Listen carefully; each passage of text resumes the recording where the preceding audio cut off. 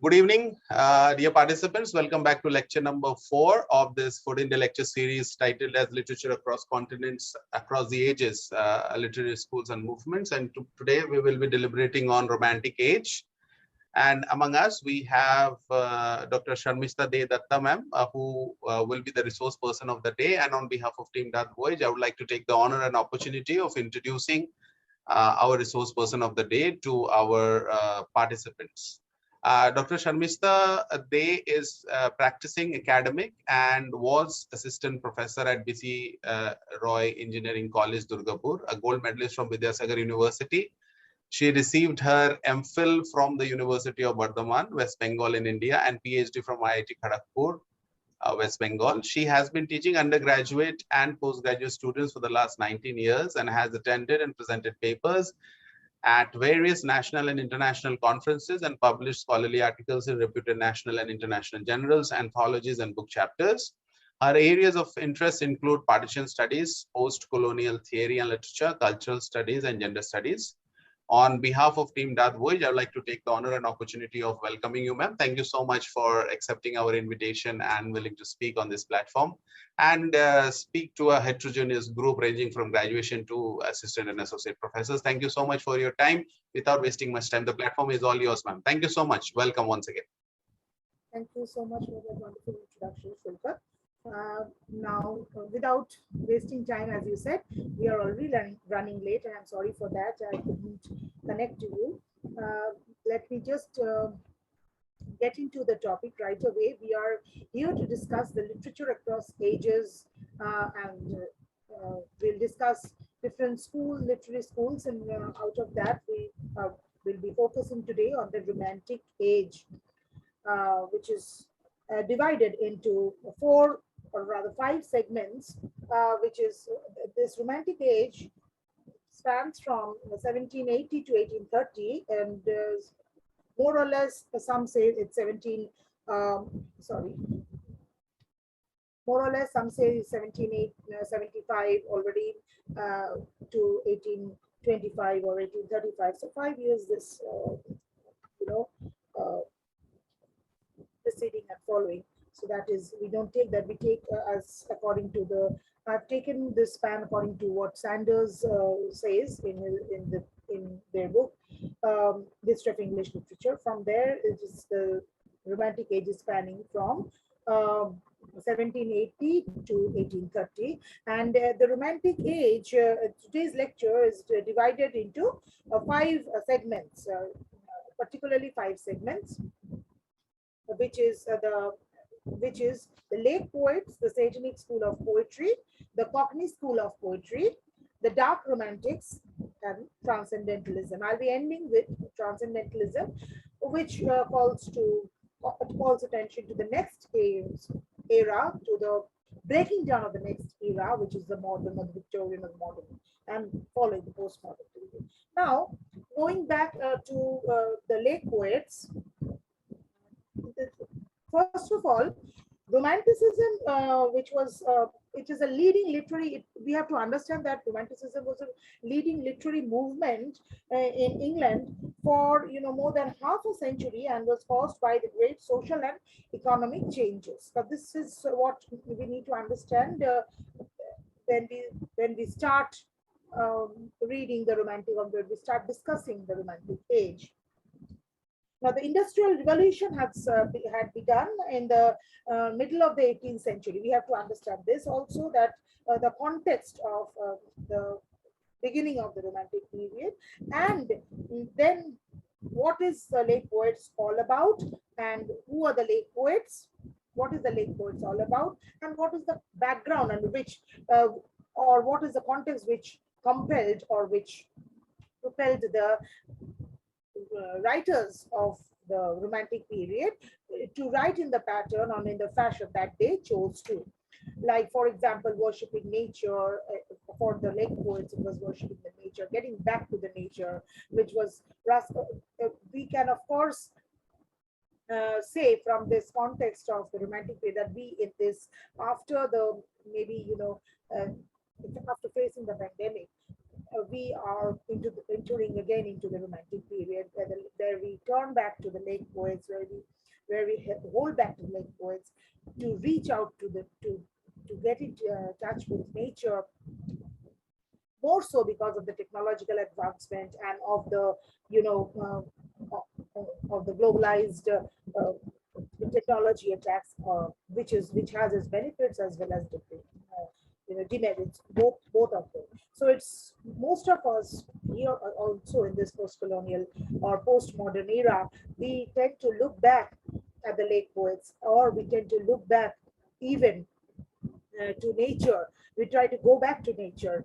So that is what the late poets in the Romantic age also did post during the Industrial Revolution. So we have to get the context very clearly in our uh, the historical context, so that we understand the nature of the writing and what propelled the late poets to write and to get back to nature and to praise nature. Right. Now, as we see this, we have divided this Romantic age into this five segments, which consist the first segment, which consists of the lake poets. Let's get back to the. Let's discuss what the lake poets were writing all about and what was their kind of writing. Now, before that, as I said earlier, what is romantic and why romantic? Uh, as I was discussing, that Romanticism is a leading literary movement in England for more than half a century and was caused by great social and economic changes. You have to understand this. This is what I have already uh, begun my talk with. Next is the Romanticism has an influence on the Industrial Revolution. Now, Romanticism was a literary movement, as if we can say, that emphasized nature and the importance of emotion and artistic freedom. Romanticism was a literary movement during the Industrial Revolution, when people were very much, with the upcoming of the industry in England and other parts of Europe. So amidst that, Romanticism was a literary movement that emphasized nature that emphasized nature, or the importance of nature and the importance of getting back to nature, worshipping nature, praising nature, and also the importance of emotion and artistic freedom. In Romanticism, therefore, emotion is much more powerful than rational thought. We have to remember this very clearly, that Romantic period, the Romantic poets in the Romantic era did not give any at least the late poets, did not give any priority, much priority to rational thought, that, but more importance was given to emotion and praising the beauty of the nature, the more powerful universe. That was what it propagated, rather than the artificial intellectualism or artificial industrial revolution, which was advancing. So we will always find that during this time, literature began to move in channels that was not entirely new, but were in strong contrast with the standard literary practice of the 18th century. It was the late poets went to contrary to what was standardized practice of the 18th century literary genres of different types. Now, in Romanticism, emotion is much more, that is what we have been emphasizing, that in Romanticism or in Romantic period, emotion, praise, worshipping the nature is much more powerful than the rational thought, than the logical reasoning, the rational thought process, the logical reasoning, the scientific bent. So that is calling against the industrial intellectualization that was happening during that period of time. So then, what are the characteristics of Romanticism in literature? What are the characteristics of Romanticism in literature? First of all, glorification of nature. The Romantic poets glorified nature. glorified nature, praised nature, worshipped nature, and there was a call to return back to the nature. Like you must have seen nowadays also, after this pandemic has hit us, after this mobile invasion has hit us, there is a constant tendency within amongst the teenagers, amongst the youngsters, rather mostly the parents of the youngsters, to take their children off the screen, off the mobile, off the social networking apps, and get back to the nature, to visit the hills, to take a trip down the memory lane, to visit their native place. So it's like real physical interaction, and also teaching the kids to praise the the soil, the earth, to praise the products of the earth that Mother Earth has produced, the nature, the trees, the landscape, everything, which of course the children laying down within the confinement of their own house, and in front glued to the screen, was missing. So similarly, this is just, if we can, we might say an analogy of the Romantic age, is what we can see now as well, at the present moment as well. So it's like, as I said in the beginning, it's like worshipping the Romantic period once again. It's like retrospection, or it's like a revisiting the Romantic period. So it's very apt at this point of time that we have to discuss the Romantic literature, and we can, of course, not only discuss, we can also talk about, and we can't help but praise, but appreciate what the poets have given to us, and in that light we can lead our future generations. That is the need of the hour also. So what are the characteristics of Romanticism in literature? Is of course a glorification of nature. Nature in all its unbound glory plays a huge role in Romantic literature. You have to understand this. Nature in all forms, nature in its ruthless form, nature in its beautiful form, is in all forms, plays a very important and crucial role in Romantic literature. Most of the poets.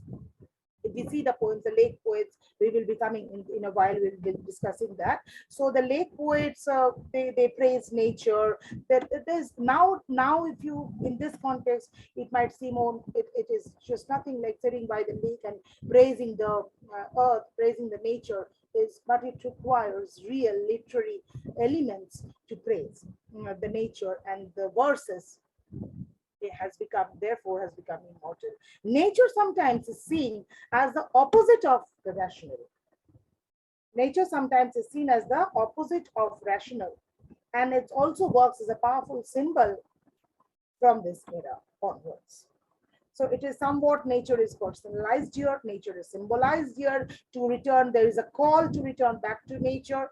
So the Romantic poets and writers give personal, deep descriptions of nature and its wild and powerful qualities.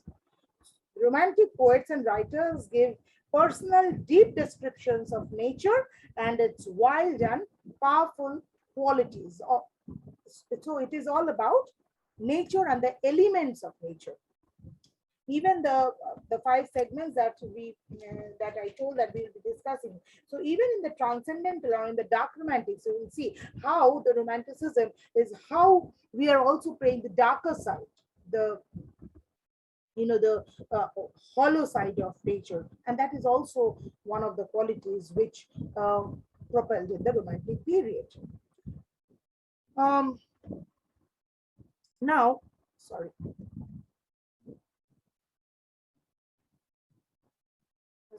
So natural elements also work as symbols for the unfettered emotions of the poet or writer. For example, as in the final stanza of Ode to Autumn by John Keats, Keats was aware that he was dying of consumption throughout much of his short life and career. And the celebration of autumn symbolized the beauty in the ephemeral. So we have to understand that like there it says, where are the songs of springs? Where are they? Think not of them. Thou hast thy music too. While bar clouds bloom and soft dying day, and touch the stubble plains with rosy hue, then in a wailful choir, the small gnats moan among the river swallows borne aloft, or sinking as the light wind lives the dies, and full-grown lambs loud beat from hilly bone, hedge crickets sing, and now with treble soft, red breast whistles from a garden croft, and gathering swallows twitter in the sky. So it's all about praising the elements of nature, even though being aware that the poet was dying, but even though he was aware that he was dying and his life is short, he couldn't help but he was more longing for the spring and the songs of springs.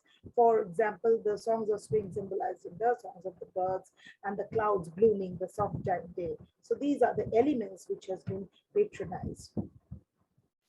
So the next is aware and acceptance.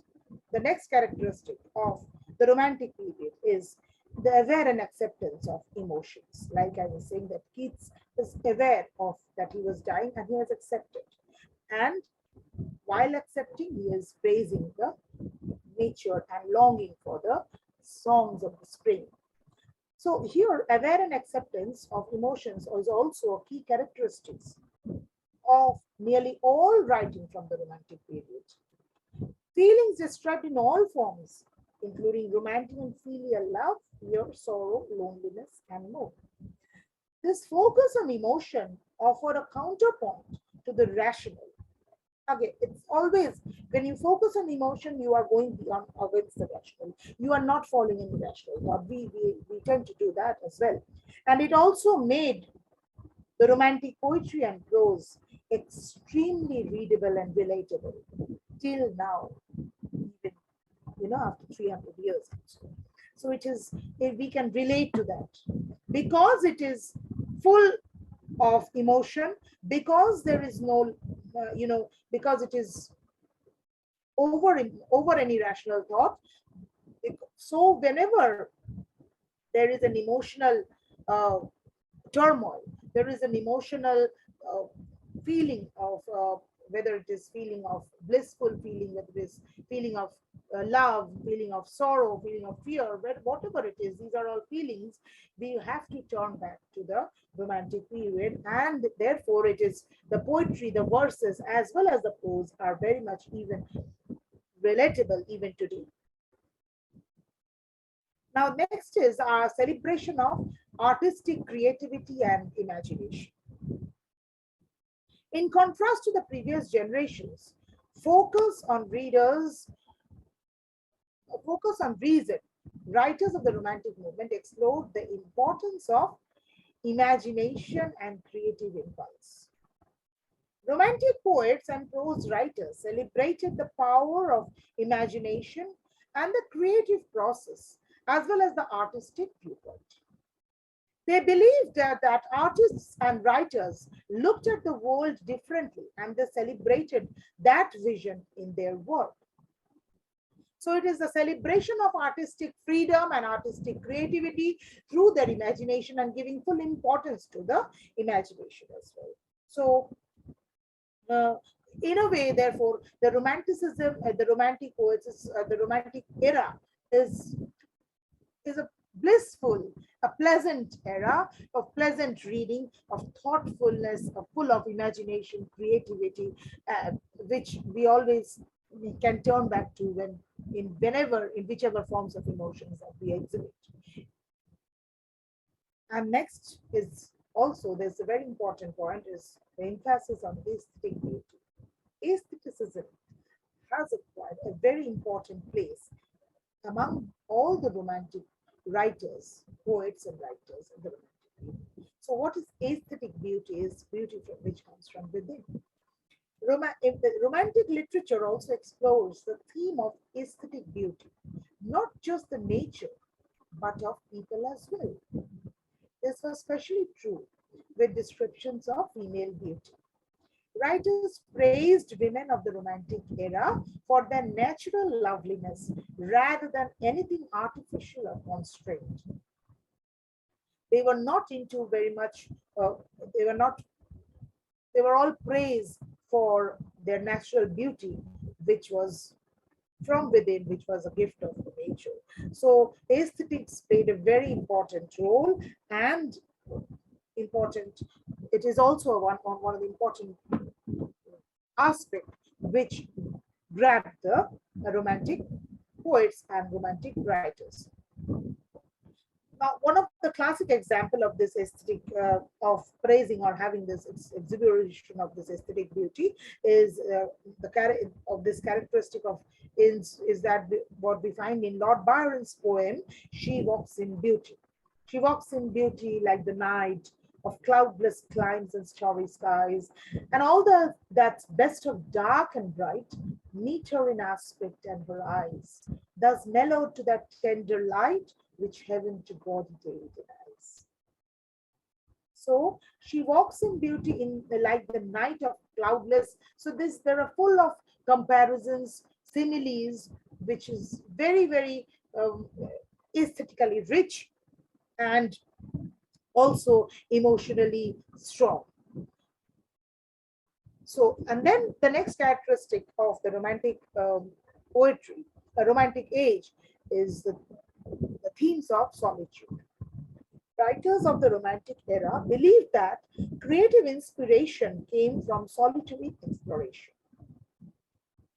This is even true if you can compare this thought with the present day as well. Writers of the Romantic era believed that creative inspiration came from solitary exploration. Only if you can explore the self, being in solitude, then only you will be able to inspire your creative uh, impulse within you to the best, to the fullest of their ability. They celebrated the feeling of being alone, whether that meant loneliness or a much needed quiet space to think and create. So far away from the hustle and bustle, from the noise and loudness of the city, they went back to the nature. That is why that romantic poets always return back to nature, because they believe that you can best utilize your creative impulses only when you are lonely, when you can spend time, when you are in solitude, when you can spend time being alone with the nature. You can only praise nature when you can accept nature all by yourself, all by being alone. So that is one of the important things of romantic period as well. Next is the focus on exoticism and history. That is why the Industrial Revolution is also coming from. The Romantic era literature often has a distinct focus on exotic locations and events or items from history. Poems and prose touch on antiques and the gifts of ancient cultures around the world and faraway locations, provide the setting for some literary works of this era. Now, one of the great examples is Shelley's Ozymandias. I met a traveler from an antique land who said, two vast and trunkless legs of stone stand in the desert near them. On the sand, half sunk a shattered visage lies, whose frown and wrinkled lip and sneer of cold command tell that its sculpture well those passions with. So this was Shelley's Ozymandias. So where he praises, or it is, you know, oh, again going back, how solitude is important, how solitude and the praise in the solitude is even standing in the desert. So it's not only the beautiful desert is a barren land. So even how to praise the desert near them on the sand, half stunned, there is shattered visage lies. So even when in the desert is being, beautified in a way because it is an element of nature. Next is what I was talking about a while ago about the dark romantics and the transcendentalism. The one of the characteristic element of the romantic period is the spiritual and supernatural elements. faith and belief, and giving importance to spiritual and supernatural elements, like Gothic novels, Gothic fictions. So the writers of the Romantic era did not turn away from the darker side of emotions and the mysteries of the supernatural. They explored the contrast between life and death. Many pieces have Gothic motifs, which is related to the ghosts and the supernatural, such as the manor houses in disrepair, dark and stormy nights, and more. Some of the supernatural elements serve as symbols for emotions of guilt, depression, and other darker feelings. So this emotions in various ways is, is nurtured during the Romantic period. Whether it is happy emotions, whether it is sad, whether it is even darker, which is related to guilt, depression, anxiety, stress, and other darker feelings. That was also part of the characteristic feature of the Romantic period. Next characteristic feature of the Romantic era is vivid sensory descriptions. Another essential characteristic of nearly all Romantic era literature is vivid sensory descriptions.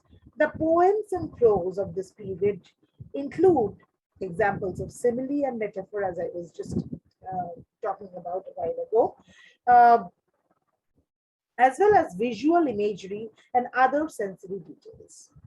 Poets and other writers went beyond simply telling about things and instead gave the information readers need to feel and taste and touch the objects and surroundings in Romantic era writing.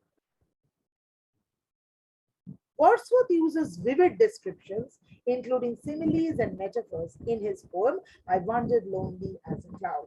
Now, if I just go with a few lines, I wandered lonely as a cloud that floats on high over vales and hills. Then all at once I saw a crowd, a host of golden daffodils, beside the lake, beneath the trees, fluttering and dancing in the breeze. Very simple, very melodious, and metaphorical as well as full of similes. I wandered lonely as a cloud. This is a simile, of course, like a cloud. I am comparing myself to a cloud that floats on high over vales and hills. So I am imagining myself, comparing myself to a cloud. When all at once I saw a crowd, a host of golden daffodils. So again, daffodils is a metaphor for the crowd. Okay, beautiful, beautiful metaphor. Beside the lake, beneath the trees, fluttering and dancing in the breeze. Who is fluttering and dancing in the breeze? Beside the lake, beneath the trees, fluttering and dancing in the breeze. So it's full of melody. It's full of melody, and you get a relaxed, refreshing feeling once you read these verses of the Romantic poets. Um, for example, the lake poets, particularly Shelley, Wordsworth. Okay. The next characteristic feature, of course, is the use of personification. Romantic poets and prose writers also used personification in their work. Examples of personification of everything from birds to animals to natural elements or even other aspects also. So everything was like, for example, a tree was personified. A river can be personified. So these works, even for the works of these Romantic poets, even personify feelings like love or states of death. They even personify feelings, which is a characteristic feature, which makes it a characteristic feature of this personification. Normally, personification cannot be in characteristic feature, but since in Romantic age, we see that apart from natural events to aspects, even feelings are personified. Feelings like love and states of death are being personified. Next, I will come to mention those examples of where these personifications while I will be discussing the lake poets and the different parts. But let me just quickly complete with the characteristics of the romantic era, romantic period.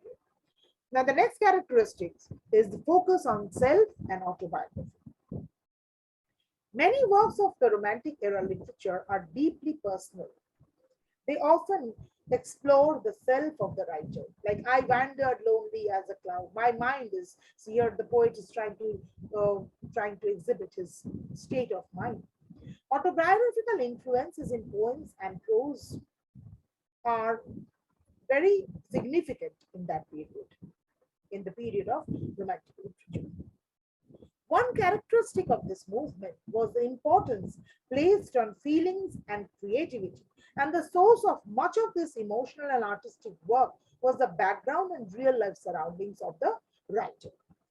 One of the characteristic feature of this movement was the importance placed on the feelings of creativity, and the source of much of this emotional and artistic work was the background of the and the real life surrounding of the writer.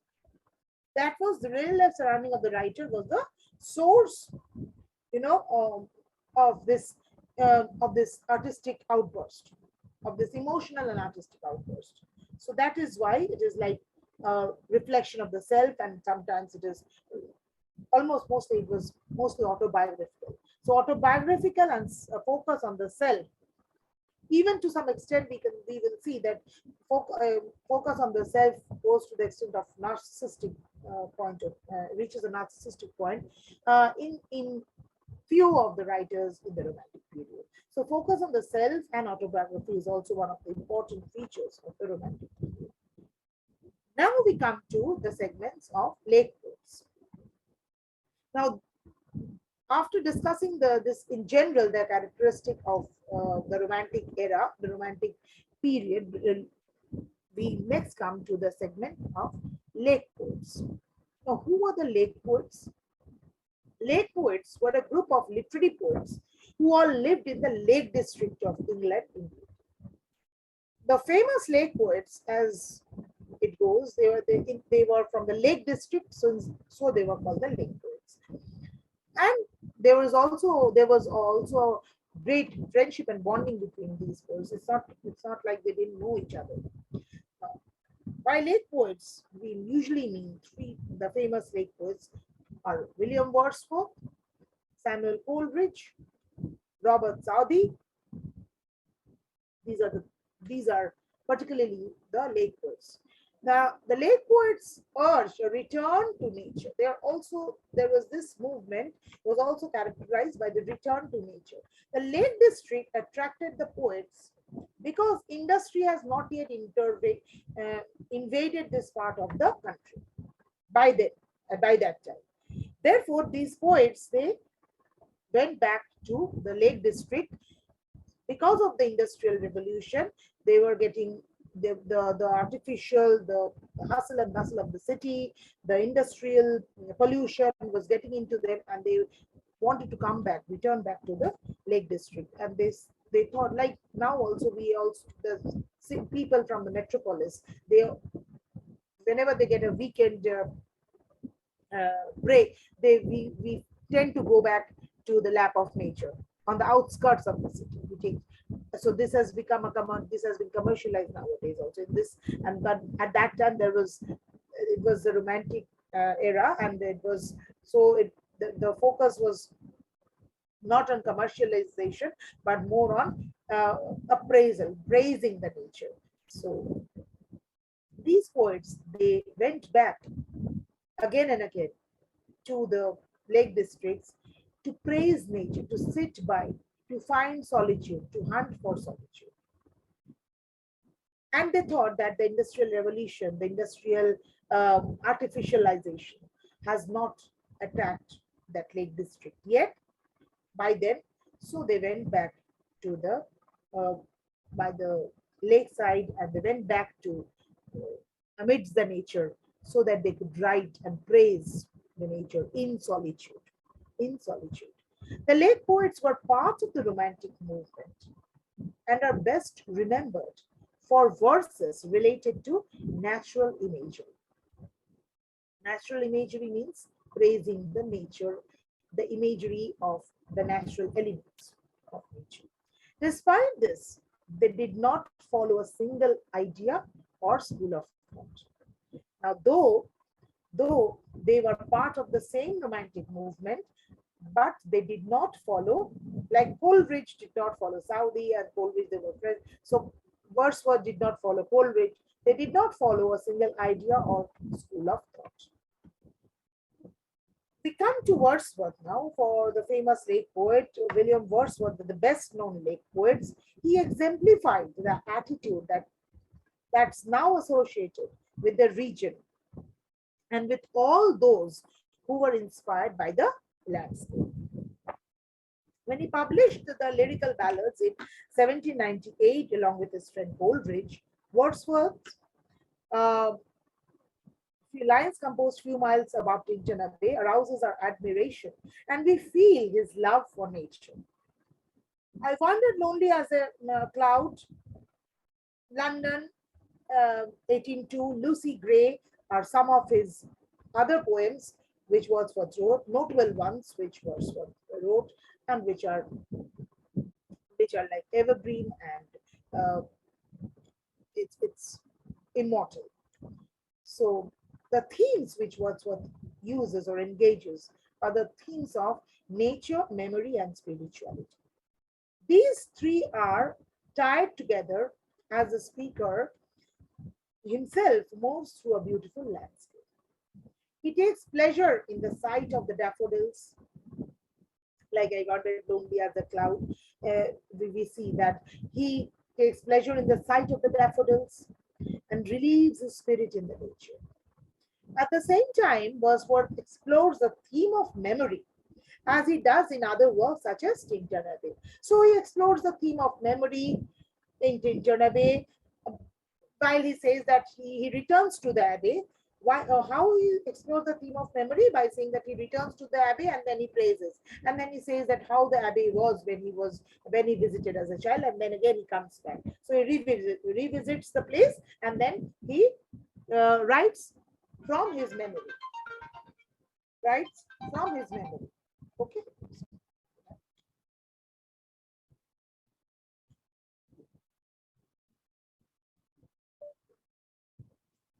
Now, the flowers are there to comfort him in real time, but also as a memory from the past.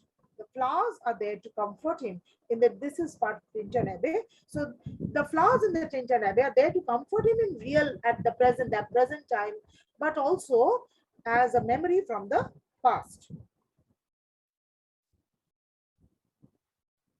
Next is Coleridge. Now, Samuel Taylor Coleridge, along with Wordsworth, is remembered as one of the progenitors of the Romantic movement in England. He worked as a poet, literary critic, and philosopher. He is one of the most prominent members of the group referred to as Lake Poets. So, apart from Wordsworth, Coleridge is also one of the prominent members of the group of Lake Poets. He collaborated on volumes with other writers on this list, such as Robert Southey and Lloyd.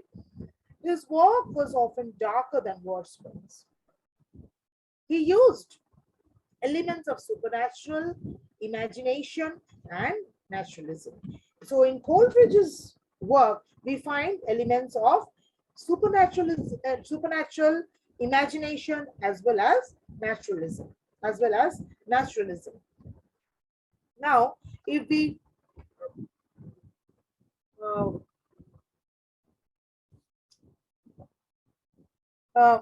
if we look more deeply into Coleridge's early work, we will see that Coleridge's early work is tinged by a similar radicalism and an urge to proclaim a political cause.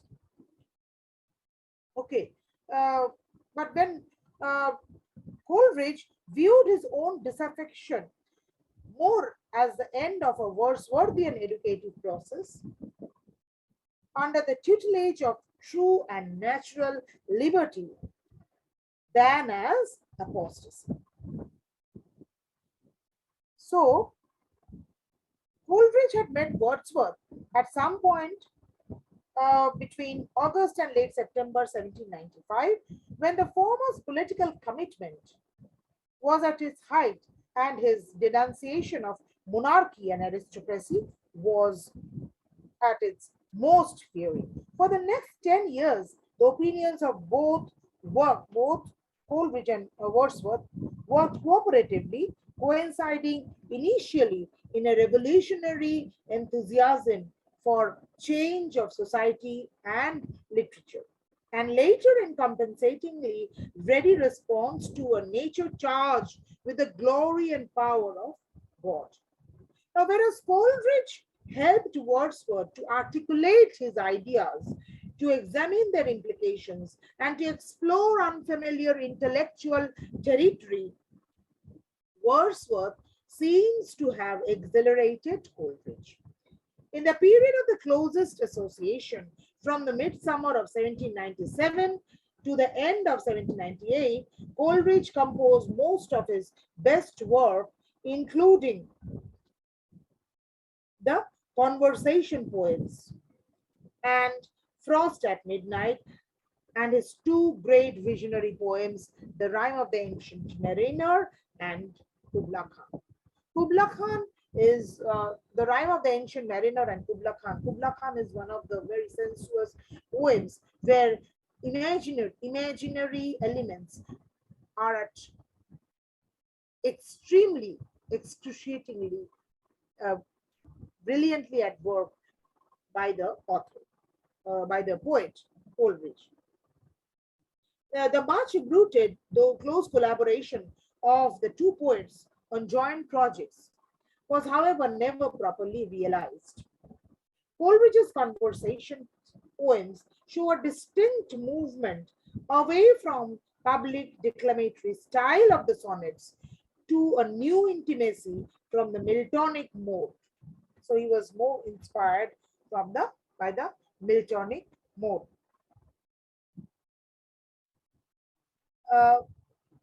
Coleridge was the most talented of the late poets.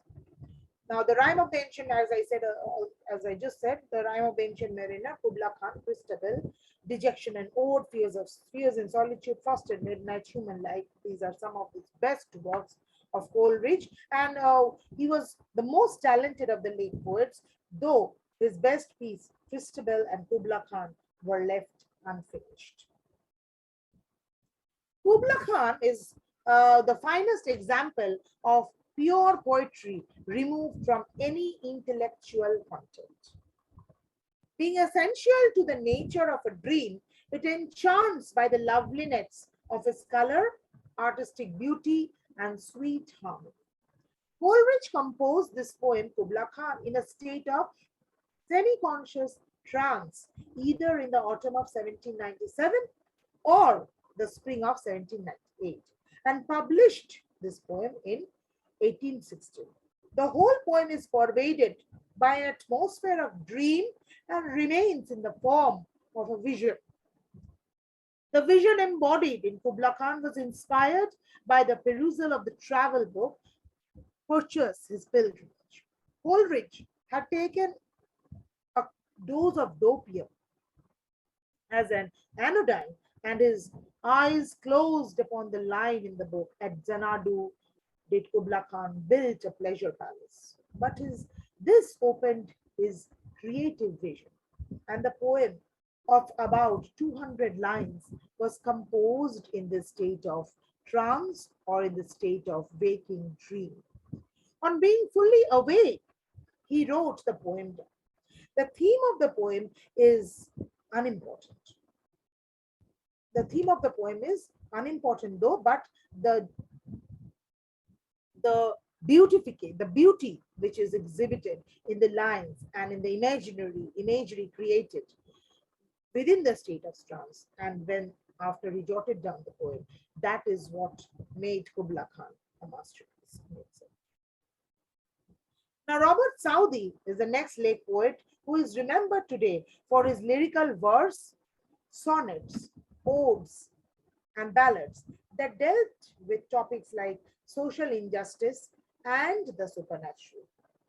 He, like Coleridge and Wordsworth, became more conservative throughout his lifetime, acquiring deep respect for British social institutions. He is remembered for his poem After Blenheim. We have some of you know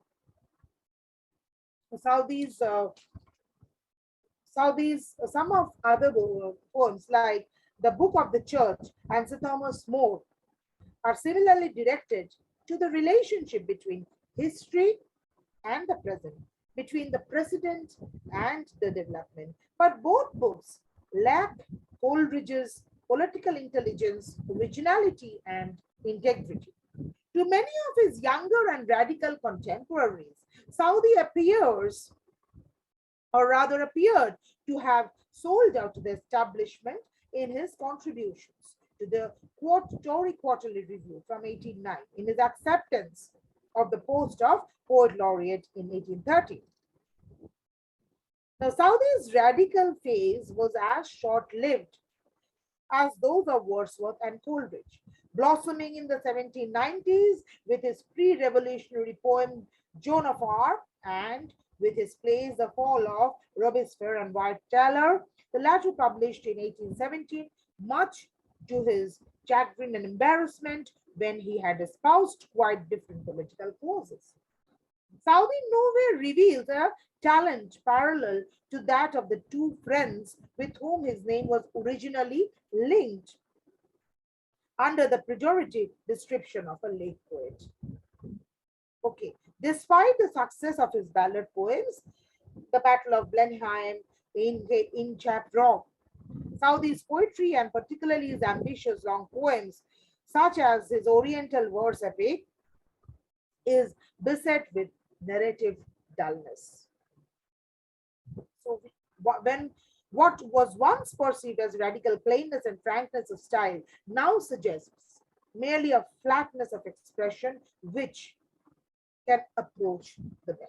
So he is in no way can be compared to his contemporaries, which along with whom he was clubbed as the late poets like Wordsworth and Coleridge. Now, other late poets are Charles Lamb and Mary Lamb, mostly remembered as for their collaborative tales from Shakespeare. Charles Lloyd. Lloyd was a close friend of the other poets on this list and is best known for his poem Desultory Thoughts in London. He was a student of Coleridge's and collaborated with him on a few occasions. It was through Coleridge that he met Charles Lamb. Charles Lloyd met Charles Lamb through Coleridge, and with whom he also later collaborated. Now, this was all about late poets in brief.